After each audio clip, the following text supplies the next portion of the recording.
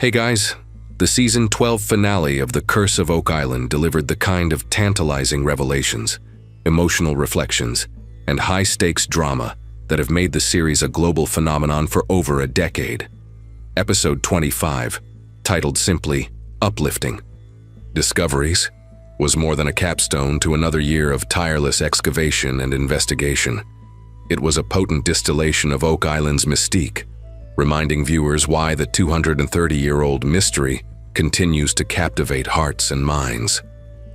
Let's delve into the many layers of this compelling finale. From groundbreaking discoveries to a renewed belief in the legend and an emotional testament to the power of perseverance. The heart of the finale centered around the long-anticipated excavation of the sixth and final caisson of the year, dubbed Toot 1, affectionately called The One Thing by Lagina. It reached a staggering 195 feet into the bedrock and penetrated the mysterious solution channel, a natural cavity that may have swallowed not only decades of treasure hunter debris, but possibly the original treasure itself. With winter looming, the team raced against time to implement an airlift system, blasting high-pressure air down into the shaft to vacuum up tons of sediment and debris. The hope that centuries-old artifacts or even the elusive treasure would be caught in the net. The airlift functioned well, filling massive containers with material, and as it sputtered, hinting at obstructions and density changes below, excitement surged. The sense of finality and the stakes of the dig permeated the atmosphere. "Today's the day we find Rick's one thing," became the rallying cry. The recovered debris, once drained and sifted, yielded curious metallic signals. Among the finds, a wooden dowel, possibly dating to the 7th century, and several small tool fragments including parts of a pickaxe and chisel. Both tools, examined by blacksmithing experts, were potentially 17th century or older, raising the possibility that someone was digging deep in the money pit long before its official 1795 discovery. While the money pit operation was the episode's anchor, Lot 5, a site on the western end of Oak Island, continued to unfold as a treasure trove of mystery. This lot, known for yielding Roman coins, Phoenician trade beads, and a 14th century barter token, once again delivered striking discoveries. Among the standout finds was what appeared to be a coin, but was later confirmed by archaeometallurgist Emma Culligan to be a silver-gilt copper alloy button. Intriguingly, the copper contained extremely high levels of arsenic, a metallurgical signature associated with medieval recycling practices, potentially dating it to pre-750 AD. This artifact, coupled with others, like the previously discovered starburst button that may have ties to the Knights of Malta, lent credence to one of the show's most provocative theories, that both the Knights Templar and Knights of Malta may have visited Oak Island, perhaps to bury or protect sacred relics such as the Holy Grail or the Ark of the Covenant. The connections to Malta were reinforced when team members visited the country and found architectural and symbolic similarities between Maltese strongholds and Oak Island artifacts. Could Lot 5 have served as a staging ground or ritual site centuries before the money pit was discovered? The swamp, long considered a red herring by skeptics, again emerged as a focal point. This season's work revealed even more man-made features, including cobblestone pathways edged with survey stakes, a possible artificial seawall made of stacked boulders, a mysterious vault-like brick and slate structure. All were dated to between the 17th and 18th centuries, with some wood stakes carbon dated back to the 1200s. The implications are staggering. The swamp may have been a hub of industrial or ritual activity, perhaps even a highway of movement across the island, connecting the money pit and Lot 5. Dr. Ian Spooner noted that the swamp showed continuous use over centuries and might hold answers yet to be uncovered. As he aptly put it, "We're only 30% done understanding the swamp's purpose." One of the most compelling developments came late in the episode, a comprehensive new theory about why the treasure remains unfound, despite over 500 boreholes and 27 caissons. The culprit? The solution channel, a cave-like natural void at the bedrock level. As the episode detailed, much of the money pit collapse debris including shafts, timbers, and potentially even treasure, may have fallen into this deep, irregular cavity, which can plunge to depths of 230 feet. Only a handful of drillings have ever reached the bottom of this channel.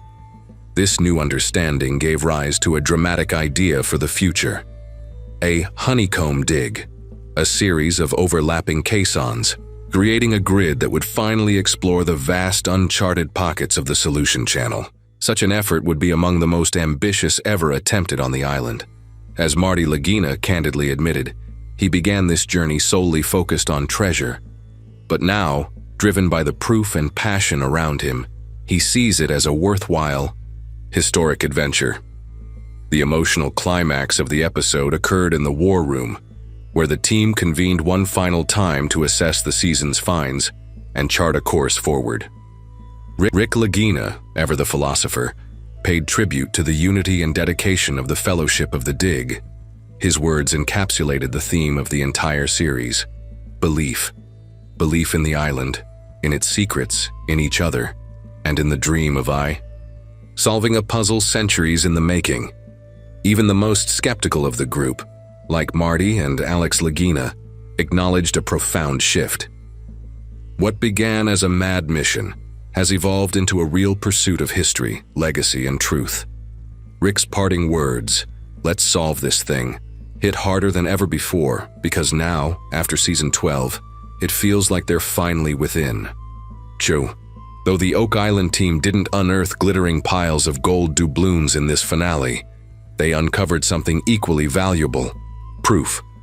Proof of pre-1795 activity, proof of deep underground anomalies, proof of 17th century industrial, and possibly religious presence, and above all, proof that the mystery is alive and well. From the airlift in Toot 1 to the ancient buttons of Lot 5 and the hidden vaults of the swamp, the Curse of Oak Island Season 12 finale reaffirmed that Oak Island is far more than legend. It is a riddle etched in earth and stone, and the Fellowship of the Dig is closer than ever to its answer. As the cold winds of Nova Scotia settle over the island, the team departs with more questions and more conviction than ever before. Season Talar C. 13 beckons, and with it, perhaps, the greatest discovery yet. One of the most intriguing revelations in the Season 12 finale of The Curse of Oak Island centered on the discovery of ancient tools recovered from deep within the money pit. Among the artifacts were parts of a chisel and a pickaxe, tools that appear to predate the official discovery of the money pit in 1795. Metallurgical analysis suggested these items could date back to the mid-1600s or even earlier. This is significant because it implies activity on Oak Island, deep underground, well before modern treasure hunters arrived. If these tools were indeed used during the original deposit of the fabled treasure, they represent the most direct evidence yet that something of value may have been intentionally hidden on the island centuries ago. Equally compelling was the discovery of a medieval-era button found on Lot 5, just outside the rounded stone feature that has yielded numerous enigmatic artifacts in past seasons. This particular button, upon analysis, was found to contain arsenical copper, a type of copper alloy consistent with medieval manufacturing techniques. Combined with the other buttons, coins, Phoenician trade beads, and a 14th century barter token already found in the area, this suggests Lot 5 may have served as a landing site, staging ground, or even a place of ritual importance for early visitors. Some believe these visitors may have belonged to secretive religious orders like the Knights Templar or the Knights of Malta, further deepening the historical mystery. The swamp, long a source of curiosity and speculation, also delivered a key breakthrough this season: the uncovering of a brick and slate vault-like structure, alongside multiple man-made pathways and seawalls, underscored the likelihood that the swamp was an engineered feature rather than a natural bog. With dendrochronological testing dating components of the swamp structures to as early as the 1200s and as late as the 1700s, the evidence now supports a long history of activity in the area.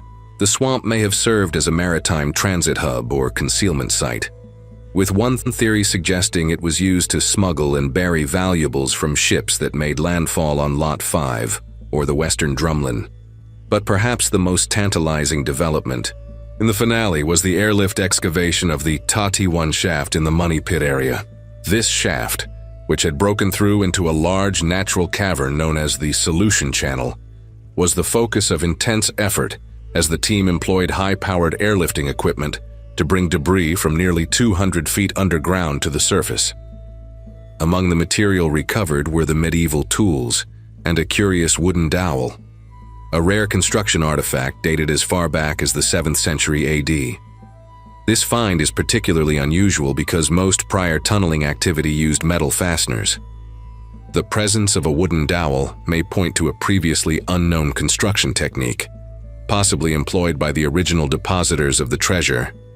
All these discoveries have led the team to believe that the treasure, if it exists, may have fallen into the deep pockets of the Solution Channel, far below where previous borehole operations had reached. This theory explains why hundreds of holes drilled in the